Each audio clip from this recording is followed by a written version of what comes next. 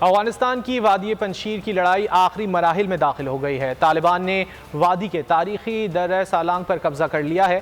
طالبان کے دستے 4 اضلاع سمیت وادی میں اہم مقامات پر قبضے میں کامیاب ہو گئے ہیں۔ وادی پنجشیر کا مکمل کنٹرول حاصل کرنے کے طالبان کے دعوے کے بعد بھی مزاحمتی فورس کامیابی کے لیے پر امید ہے۔ کابل میں صورتحال معمول پر آنا شروع ہو گئی ہے۔ شہر کی منی ایکسچینج مارکیٹ کھول دی گئی ہے اور کابل میں کرکٹ میچ بھی کھیلا گیا۔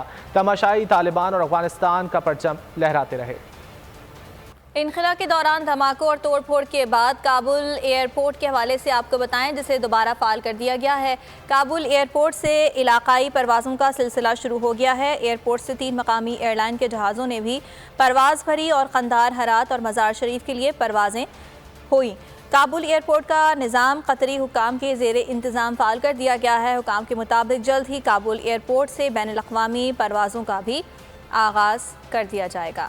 انخلا کے دوران دھماکوں اور توڑ پھوڑ کے بعد کابل ایئرپورٹ دوبارہ فعال کر دیا گیا ہے۔ کابل ایئرپورٹ سے علاقائی پروازوں کا سلسلہ بھی شروع ہو گیا ہے اور وادی پنجشیر کی صورتحال جو ہے وہ بھی اب سامنے ہے۔ اسی تمام تر صورتحال پر بات کریں، ہمارے ساتھ موجود ہیں افغان امور کے ماہر رستم شاہ محمد صاحب۔ رستم صاحب بہت شکریہ آپ کے وقت کا۔ رستم صاحب، انخلا بھی مکمل ہو گیا امریکہ کا افغانستان سے، لیکن اب تک جو ہے وہ حکومت سازی نہیں ہو سکی ہے۔ کیا وجہ کیا سمجھتے ہیں، کیوں اتنی دیر لگ رہی ہے؟ وجہ اس کی یہ ہے کہ وہ کچھ طالبان کے باہر، طالبان کی تنظیم کے باہر کچھ لوگوں کو شامل کرنا چاہتے ہیں اور وہ ایک بڑا مسئلہ بنا ہوا ہے۔ اس کی وجہ یہ ہے کہ اگر وہ جو ویل نون پرامیننٹ لوگ ہیں، حکمت آیت اللہ وغیرہ، ان کو اگر وہ شامل کرتے ہیں، جو کوشش کر رہے ہیں کہ شامل ہو جائیں، تو ان کے اپنے جو والنٹیئرز ہیں وہ ناراض ہوں گے کہ ان لوگوں کے خلاف تو ہم لڑتے رہے، آپ ان کو اب کابینہ میں شامل کر رہے ہیں۔ تو ان کو یہ مسئلہ درپیش ہے کہ ایسے لوگوں کو شامل کیا جائے کہ ان کی تنظیم پہ کے ممبران پہ اس کو وہاں کوئی تشویش پیدا نہ ہو، کوئی پریشانی پیدا نہ ہو، کوئی بغاوت نہ کرے، کوئی یہ نہ کہے کہ یہ تو پرانے نظام کا تسلسل ہے، پھر ہم نے جنگ کیوں لڑی۔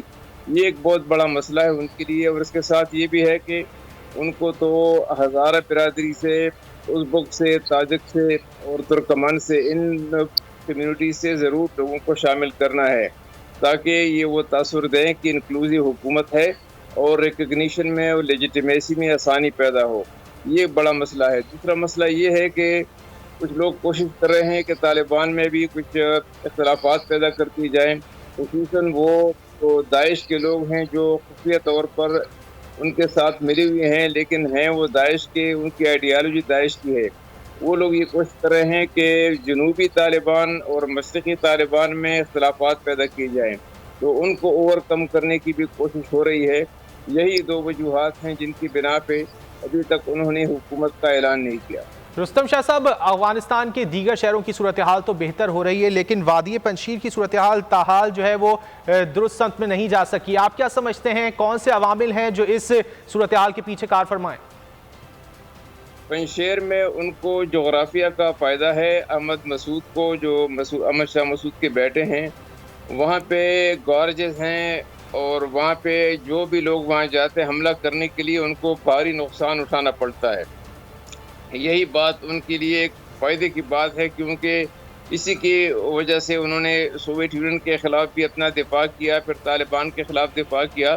لیکن پنجشیر ایک بہت چھوٹی سی جگہ ہے، ان کی آبادی زیادہ سے زیادہ 1 لاکھ کے قریب ہے، اور جلد یا بدیر وہ ان پر قابو پا لیں گے، یا تو بات چیت سے مسئلہ حل ہو جائے گا، یا پھر طالبان ایک سائزیبل فوج بیچ کے، اپنے والنٹیئرز بیچ کے پنجشیر پہ وہ قبضہ کرنے میں انشاءاللہ کامیاب ہو جائیں گے۔ اس کی وجہ یہ ہے کہ پنجشیر بالکل کٹا ہوا ہے، وہاں پہ اگر باہر سے امداد نہ آئے غلے وغیرہ کی، تو وہاں پہ لوگوں کا گزارا بہت مشکل ہو جاتا ہے، اور جو راستے ہیں وہ سارے طالبان کے کنٹرول میں ہیں، تو وہ اکنامکلی ویسے بھی اور فوڈ کے لحاظ سے، دانہ پانی کے لحاظ سے ان کا سروائیول بہت مشکل ہے۔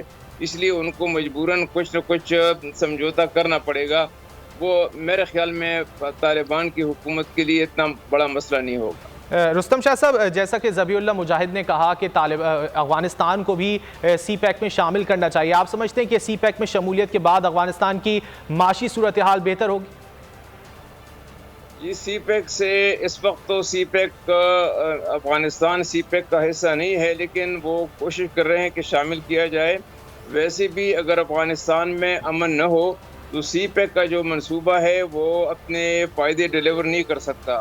چائنا کو اس بات کا احساس ہے، طالبان کو بھی احساس ہے کہ افغانستان میں امن ہوگا تو جو کنیکٹیوٹی کا پروجیکٹ ہے اس کے فائدے ملنا شروع ہو جائیں گے۔ ایران، سینٹرل ایشیا، پاکستان، افغانستان اور پھر سمندر تک سارے نیچے، تو یہ کنیکٹیوٹی اگر ہوگی تو کروڑوں کی روپے کی انویسٹمنٹ ہوگی، ہزاروں لاکھوں کی تعداد میں جاب پیدا ہو جائیں گے۔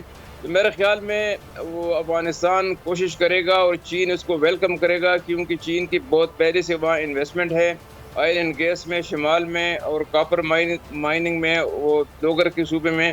تو چین بھی یہ کوشش کرے گا کہ افغانستان کو سی پیک میں شامل کیا جائے، اور افغانستان کا سی پیک میں شامل ہو جانا اس خطے کے لیے، افغانستان کے عوام کے لیے ایک بہت بڑی خوشخبری ہوگی، ایک بہت بڑی چینج ہوگی، ایک گیم چینجر ثابت ہوگا۔ ٹھیک ہے، بہت شکریہ رستم شاہ صاحب۔ سبسکرائب کریں اور بیل دبائیں تاکہ کوئی خبر رہ نہ جائے۔